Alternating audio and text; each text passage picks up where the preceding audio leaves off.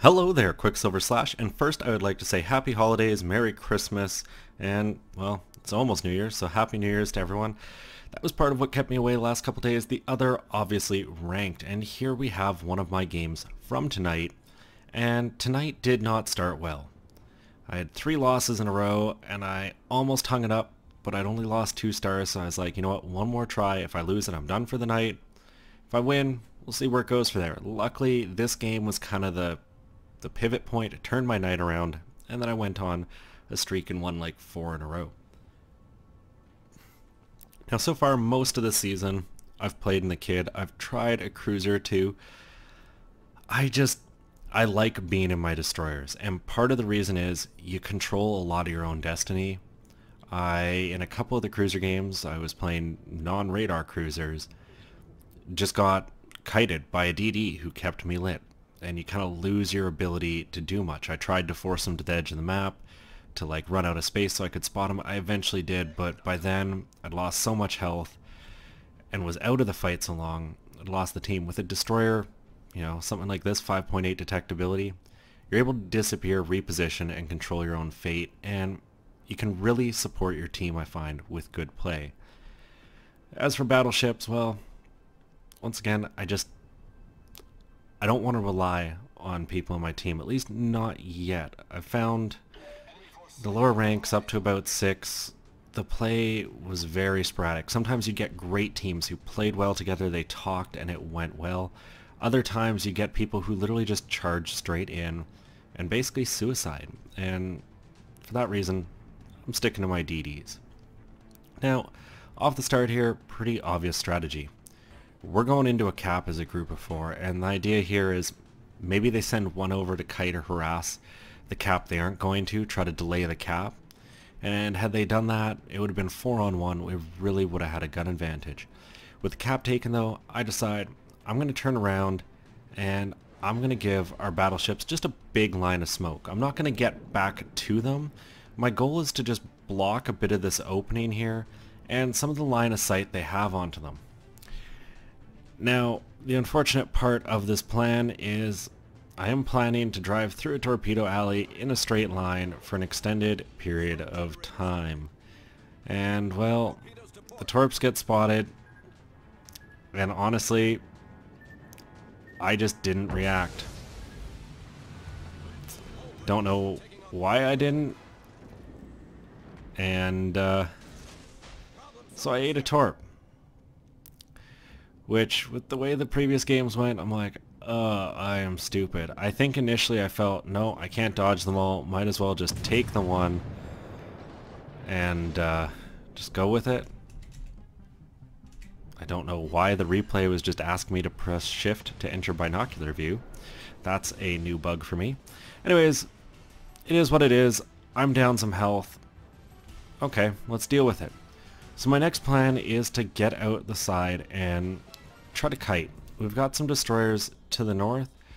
I'm thinking, you know what, if I can get out here, go into the east or in here and just get some torpedoes from a second direction, we might be able to get some lucky strikes on these battleships. And when you've got all BBs and destroyers, you need to get some damage out there. When you've got a couple cruisers on your team, say it was 3 battleships, 2 cruisers, 2 destroyers, your cruisers really are your DPM. They're the things that are going to eat those battleships down quickly. Battle like this, it comes down to the DDs. Now I get detected, so time to shoot the Benson. And a bit of convenience here.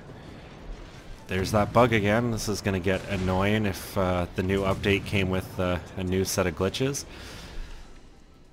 Where the Benson was and where his team was meant the second I was detected, or the second he popped smoke, I went undetected. So my plan now is basically sail around behind the Benson and try to catch him sailing out, point blank, that kind of thing, and just gun him down. Now, the big difference between myself and the Benson is, well, as a friend pointed out, I'm essentially a Fletcher. Like, it's a modified Fletcher that I'm sailing, not a tier 8. And I've given up a set of torps for this repair party, and I've found it added a bit of utility. 2 racks of torps, quite often you're just throwing spreads randomly. I've actually had a lot of luck with just a single torp rack. Now, you don't get to cover as much of a spread in case the ship is turning, but you just think it out and you can often get it. So another great little chance here to get some shots in on this Qckslvrslash, this edge of land cutting me off before he can really return too much fire.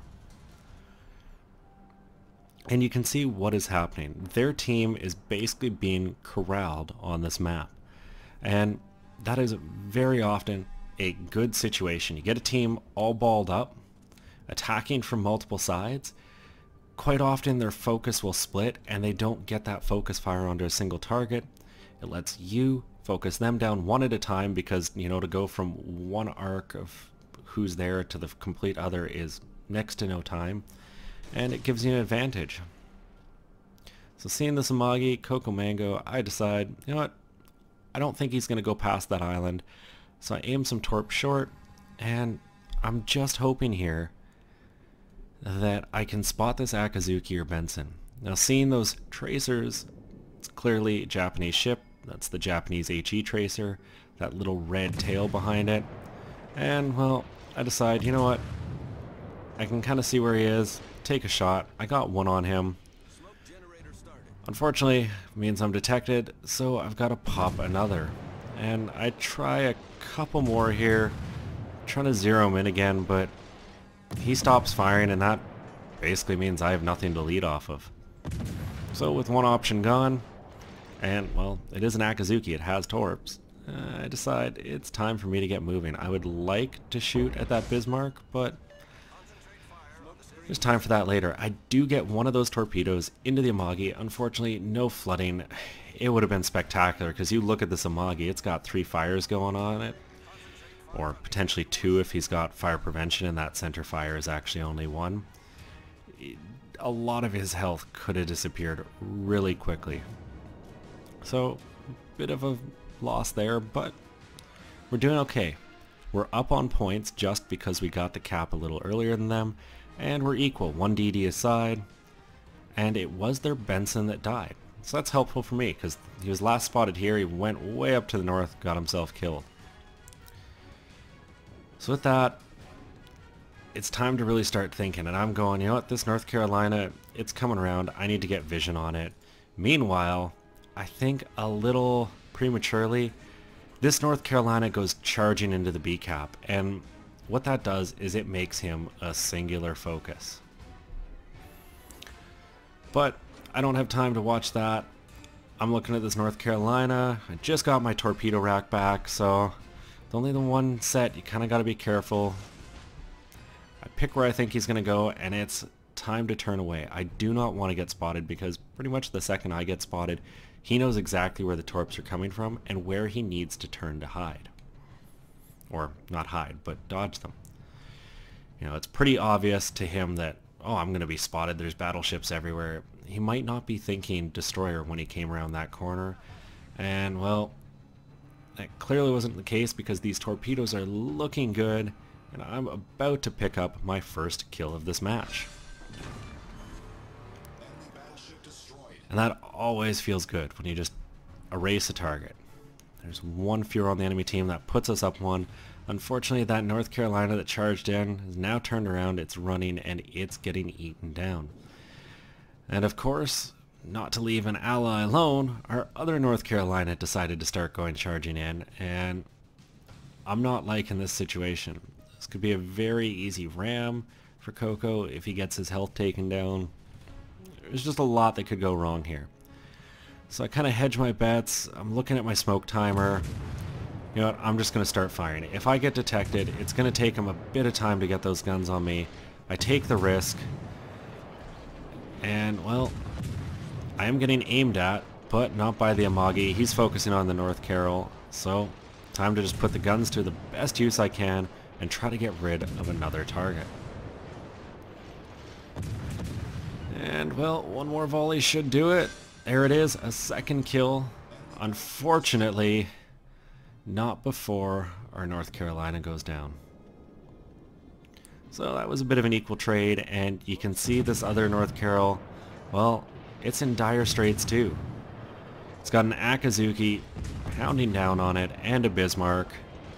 And, well, I wish I could help him, but I can't. You can see he's trying to make it to my smoke. He's weaving his little booty, or big booty in this case, gets the guns over for one final shot, and he's going to turn hard over and try to make it into my smoke. Unfortunately for him, he just doesn't make it.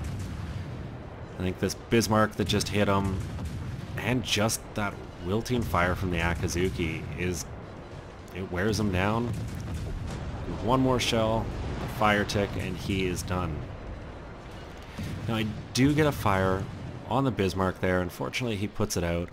And looking what's happening on our team, we got the Bismarck and the Kiev up to the north. We've got a Qckslvrslash way up in the northeast, facing down that Qckslvrslash. I'm feeling I need to get an A. We're ahead on points, but that's not going to hold. I can't see how much health the Qckslvrslash has, but this Kiev definitely doesn't have a lot, and he's coming under fire. Of course, the Lo Yang deciding right as he gets behind an edge of land to take a couple shots of that ship he's spotting. If you are playing a destroyer, a cruiser, battleship, it's a great time to take some speculative shots. If you've got a target lit, don't fire when you're open. Wait for yourself to get one, maybe two volleys before you disappear behind the edge of land, because it's going to take time for that other ship to get their guns around on you. Abuse that, get some shots in for free without taking return fire. That's a huge part of really maximizing your hit points and just your effect on the map. Now, obviously the Bismarck here, it can have hydro up. I don't know if he does, but I'm not messing around with that. So my plan right here, the Bismarck there, this island, and where I can obviously see the kid firing from, I want this island between me and the Bismarck. The reason is, the second I engage that kid, I'm gonna be spotted. I do not want a second ship to have shots at me. The Qckslvrslash may, but that's a risk I have to take at this point. And honestly, if the Qckslvrslash were super close, it would be spotting me. There's the kid. First volley. And well, with only a couple thousand health, this is a pretty easy kill. You can see me zooming in and out. I get a torpedo onto the Biz, which felt great. And a lot of people might go, stay in the cap, take it. But the way I feel right now, we're ahead on points. We do not need the capture point yet. Our Bismarck's on decent health. Theirs should be down a bit, but if he's got his hydro, he poses a huge risk to me if I start camping in a cap. He's just got to get to the other side of B, turn that hydro on, and the Qckslvrslash potentially has free shots at me. And now I'm in good health. I still have 2 of my repairs left. I've got a smoke. I've got almost 13,000 hit points left. But the smoke's useless if it's hydro that's detecting me. And then secondly, I feel my position is strongest if I support our Bismarck. He might spot that Qckslvrslash. And if he does, I want to be there to get shots in, because killing that destroyer really opens the matchup for us. Now, so far, no luck really where the Bismarck's coming in, and you can see unfortunately ours just ate a lot of damage. He's trying to repair through it. And well, luckily he's got that repair. And you're going to see something pan out here. The Qckslvrslash gets a little greedy, and to me, greed is what loses you matches. Hands down. Now that Bismarck is probably thinking, okay, where's this kid gone? Maybe he's guarding A. I don't know. But I think this Qckslvrslash gets greedy. And I've had a couple other games tonight where it's clear a player just wanted to try to get a little more damage, so they fired their guns. And, well, in this case, he gave up his position. Now, I could start shooting right away. But with how much our Bismarck healed, I'm not concerned about him dying right away. And I want this Qckslvrslash dead to rights. I don't want him to have a chance to run away. And at 8 kilometers, the arc on these American guns, I'm probably not going to achieve that. So my goal is to get right into my detection range before I'm firing. He doesn't know I'm here. I'm still going to have that element of surprise. And here it is. First volley. You can see I've got the second one in the air before he even connects, and there's not a lot that Qckslvrslash can do. I finish him off, and with that, I really do secure the game at this part. The Bismarck can't see me, I can't see it. but there's no huge need to take the cap. I'm going to move towards it. But beyond that, we've got this. We're up several hundred points. Even if he gets into A, the second he starts ticking into A, I know it's safe to sail into B because his Hydra is nowhere near me. And if you're playing a destroyer, those are the ways you need to think. If you're playing a battleship, think when can you best optimize that Hydra? If you've got it. If you're a cruiser, when can you use that, or radar? If you're going to use radar, type in chat, hey, gonna radar in 5. Let people get their guns onto the area you're about to radar. I've seen a couple situations where people have thrown the radar and they're the only ship firing at a target because everybody else was focusing on something else, and they lost their chance to erase a low health destroyer, for example. With the Bismarck spotted though, I'm feeling pretty safe. I'm just gonna nestle myself up against this cozy little rock, go to anchor, let the sailors have a swim because they've earned it. This was a hard fought battle, 70,000 damage, and it all started with me eating a stupid torpedo. So, just goes to show, just because you do something stupid doesn't mean you need to keep being stupid. Try to correct. For me, the result that mattered was getting that star and getting back to where I started the night. But took home 440,000 credits, almost 4,000 experience, 800 free experience, 70,000 damage. Most of it with the guns, though there was a decent chunk there with torpedoes. 4 kills, though. 2 of the ships, I kind of just finished them off. But you need to do that in ranked. There's no kill steal. Let's get rid of the ship. It's another set of guns, another set of torpedoes that can fire your direction. Remove them. If you see a ship on 200 health kiting away, fire at it. It doesn't matter if half your team is fired at it. Shoot. And, well, there you can see the damage, you know. Kind of 10 grand to a couple ships. A really good chunk to that Biz, who ended up surviving the match. And, well, got the result I wanted.